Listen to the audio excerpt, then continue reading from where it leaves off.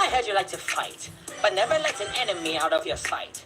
20 fool that go with him to face our might.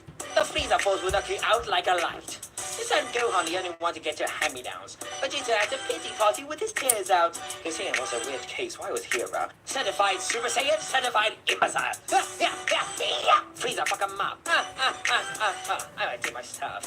Why are you fighting like a bitch? Are you hungry? Try with all your might, but you're still a filthy monkey. What up? Shout out to the big homie. Appreciate you stopping by, popping out, rocking out. Of course, y'all know to go check out that big Throughout homie. the entire Dragon Ball franchise, there's been a formula that's been repeatedly used for almost every story arc of the series. Villain or antagonist appears, gives the hero some trouble one way or another, forcing them to gain strength and become stronger, and eventually, Goku, or sometimes Gohan, would manage to neutralize the villain by outright defeating them or using some other kind of method. After the defeat of the antagonist, the cast soon surpasses their power in preparation for the next threat. However, there was one time this formula was disturbed, and it was with the introduction of Beerus the Destroyer. To make this quick, the same formula would play out, but instead of Beerus being defeated by Goku in his new Super Saiyan God state, he managed to easily overwhelm Goku and spare him.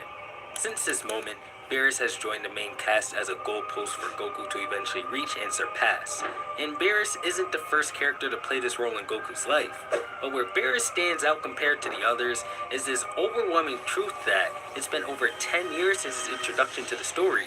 And even now, it still seems as if he stands leagues above Goku and friends. Well, I think that may be coming to an end soon. And in this video, I intend to explain why. With that said, I'm going to cut the intro short and get straight into the video.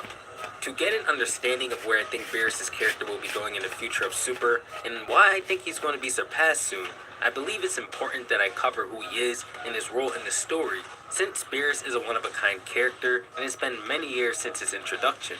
Beerus serves as the god of destruction of Universe 7, which is the main universe and the primary setting of the story of Dragon Ball. Unlike all antagonists who have come before and after Beerus, Beerus is somewhat integral to the functioning of the entire universe, despite his incompetence at his relatively simple yet important job as a god of destruction, which is to destroy pointless or underdeveloped planets in order for life in the universe to thrive and to allow other or new planets to actually have a chance at developing themselves. Beerus, though, has always had a tendency to destroy planets on a whim before they even had a chance to prove themselves due to his short temper. And one thing led to another, and Earth would find itself on the chopping block.